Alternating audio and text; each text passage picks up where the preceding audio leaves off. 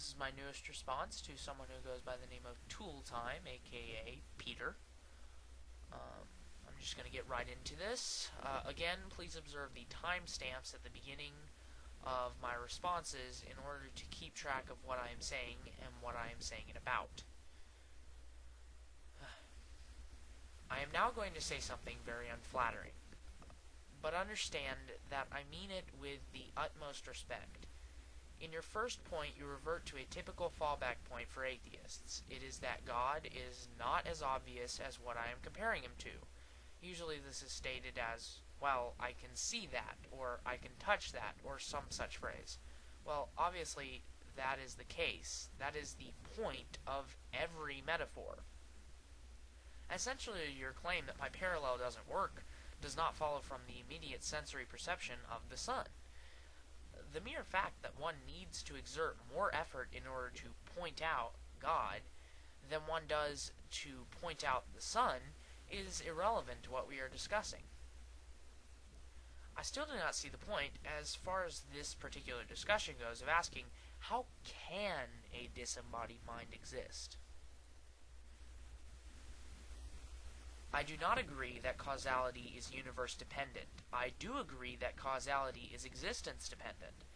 That is to say that in order for causality to take effect, there must be something in existence in order to cause something to, or be affected. Your statement pretty much seems contingent upon this idea that the universe is all that exists, which is what we are arguing over in the first place, so that doesn't get you very far. I am not saying that there was a time before time. Such a statement would necessitate a series of linear events before the first event occurred. I am saying that time was started by an initial cause, which was the first moment of time. In other words, when we say before, it is a less complicated way of saying being independent of. Correct me if I'm wrong, but when you say the laws of the universe were different before the Big Bang, I think what you mean is that the constants were not yet set before the Big Bang. In this I agree, but Newton's first law does not pertain to any particular constant. An example of a constant would be the force of gravity, the weak force, and the electromagnetic force. These are all in a different league than the basic and fundamental law that an object at rest will stay at rest unless acted on by an outside force. This, again, may sound rather ignorant to those with more training in physics than I have, and constructive criticism is welcome. As I stated before, since what we call the universe is all physical matter and energy, any outside force that is capable of starting it in motion must be metaphysical. In other words, it must not consist of matter or energy, or it would be part of the universe and not an outside force.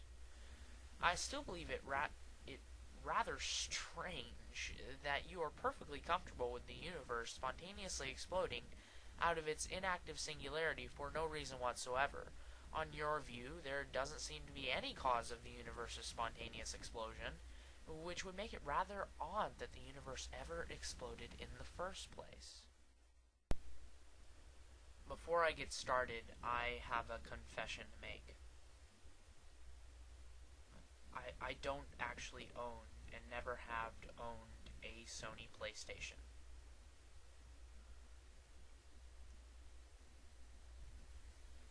I had a friend who used to own one, and I played it at his house a lot, but I don't actually own one.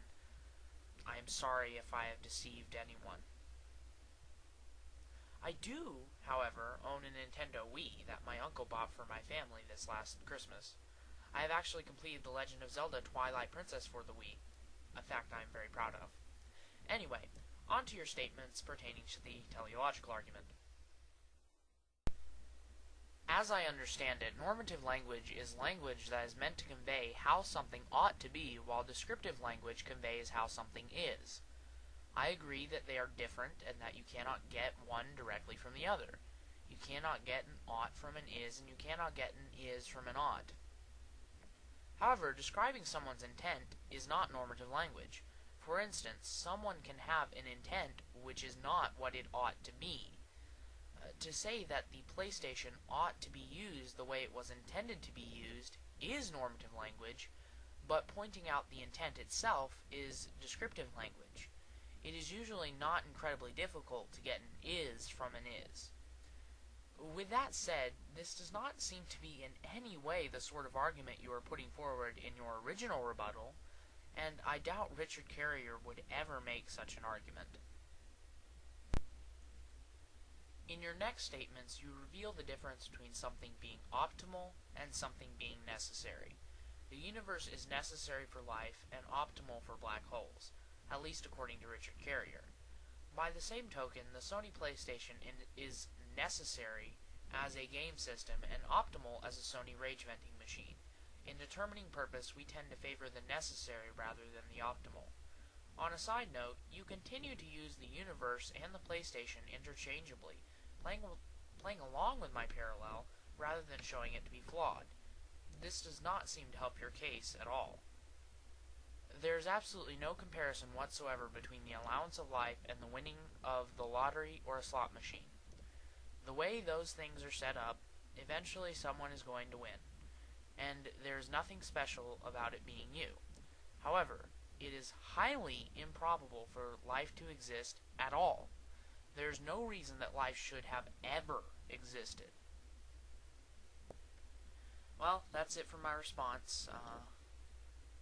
I hope you enjoyed it.